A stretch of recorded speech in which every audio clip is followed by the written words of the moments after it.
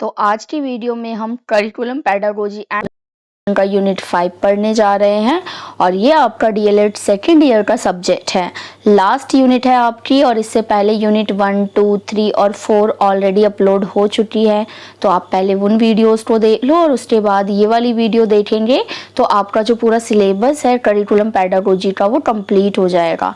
तो यूनिट बहुत ज़्यादा बड़ी नहीं है लेकिन इम्पॉर्टेंट है क्योंकि एक्शन रिसर्च इस यूनिट का नाम है और एक्शन रिसर्च जो है वो आपके लिए बहुत ज़्यादा इम्पॉर्टेंट हो जाता है जब आप डीएलएड पढ़ रहे हो या फिर कोई भी टीचिंग का कॉम्पिटिटिव एग्ज़ाम दोगे ना पेडागोजी वाला, तो वहाँ पे आपको ना एक्शन रिसर्च ज़रूर मिलेगा। तो यहाँ तो आपके सिलेबस में ही दिया हुआ है ताकि आप आगे चल के जो है कॉम्पिटिटिव जो एग्ज़ाम्स हैं उनको अच्छे से फेस कर पाओ। तो स्टार्ट करेंगे यूनिट ओ और जो फर्स्ट टॉपिक है आपका वो है action research concept and importance. तो पहली बात तो एक्शन रिसर्च होता क्या है, उसका कॉन्सेप्ट क्या है ये समझना है।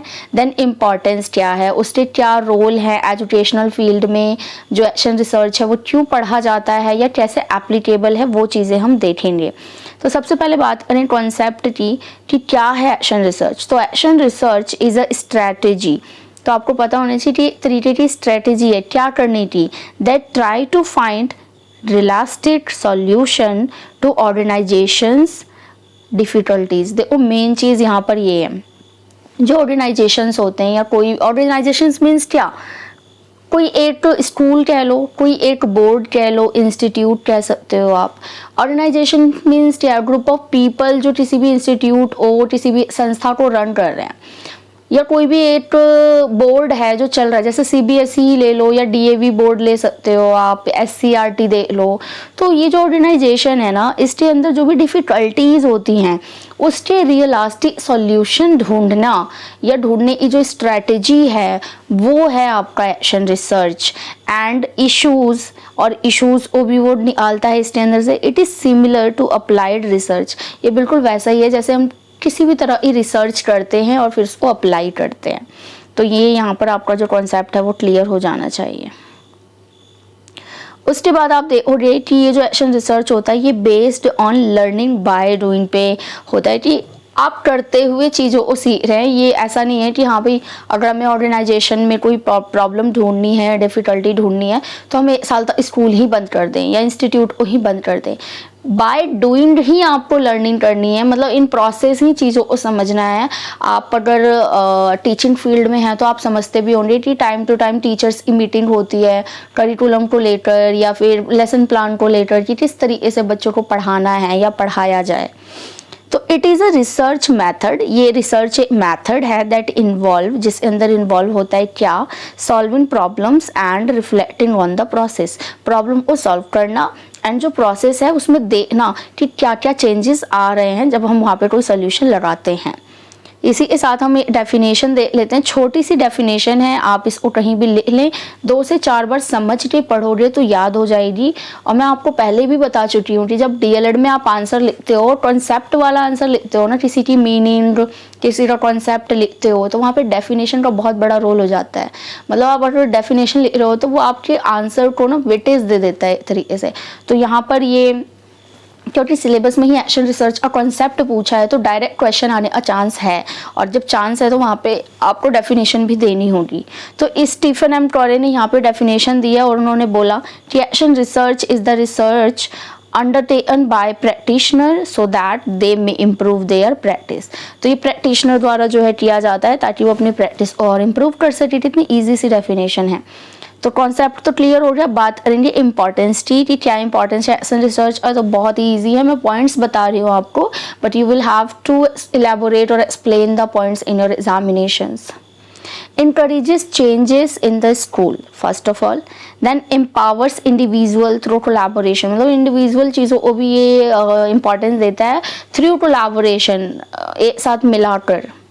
Encourage educator to reflect on practice, जो भी एजुकेटर हैं, टीचर्स हैं, उनको प्रमोट करता है, रिफ्लेक्ट करता है कि वो प्रैक्टिस करते रहें। ये नहीं सोचें कि हाँ भाई अगर एक बार जॉब लग गई तो बस मुझे ये पढ़ाना है और ऐसे ही पढ़ाना है और हर साल ऐसे ही पढ़ाना है। मतलब चेंजेस आने चाहिए, प्रैक्टिसेस नए नए होने चाहिए। Promote a process of testing new ideas and positions teachers and educators as learners. तो यहाँ पर हम देखते हैं जो एजुकेटर या टीचर है उसको एज अ लर्नर देखा जाता है।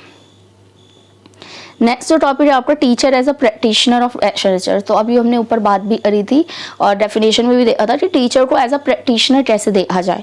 तो first of all it is proficiency in subject, कि जो टीचर है उसकी प्रोफिशिएंसी होनी चाहिए उसके अपने सब्जेक्ट में particular. Good knowledge of teaching method होना चाहिए, अवेयरनेस होनी चाहिए, एबिलिटी ऑफ क्रिएटिंग क्वेश्चंस, ऐसी एबिलिटी होती है वो जो टीचर है वो ऐसे क्वेश्चन क्रिएट कर सके जो प्रॉब्लम से रिलेटेड हो।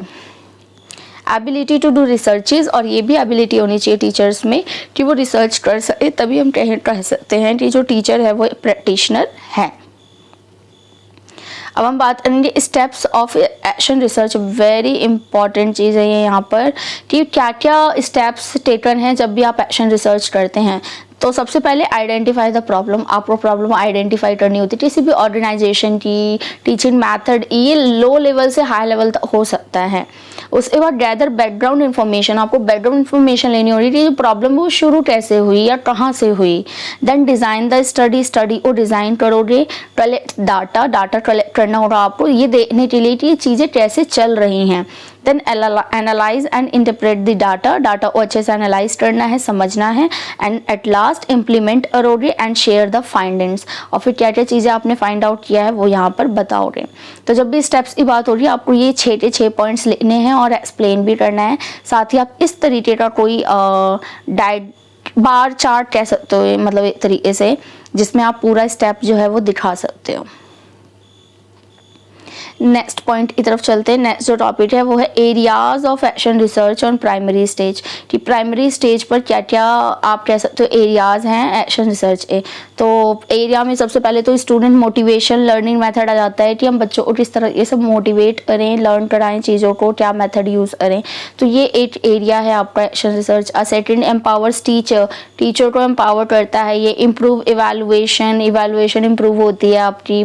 डेवलपमेंट इन करिकुलम, तो करिकुलम में अगर कोई डेवलपमेंट लाना है तो वो भी किसका एरिया होगा आपका, इसी का होगा एक्शन रिसर्च का। उसके बाद administration in organisation and at last cooperation of society, कि हम सोसाइटी अभी जो कॉपरेशन है वो यहाँ पर लेते हैं। अगर सोसाइटी से हमें कोई हेल्प चाहिए जिससे ऑर्गेनाइजेशन में कोई ना कोई बेस्ट हो सकती है चीज़, तो एक्शन रिसर्च के थ्रू हम इन चीज़ों को पता करेंगे, देन अप्लाई करेंगे। तो yes that was all about your unit. मैंने पहले ही कहा था कि यूनिट आपका बहुत ही छोटा है, और छोटा है इसका मतलब जो भी टॉपिक मैंने कराए हैं वहीं से क्वेश्चन आ रहे हैं, इससे बाहर कुछ नहीं आने वाला। तो ईजी रहेगा आपको ये अंडरस्टैंड करने के लिए।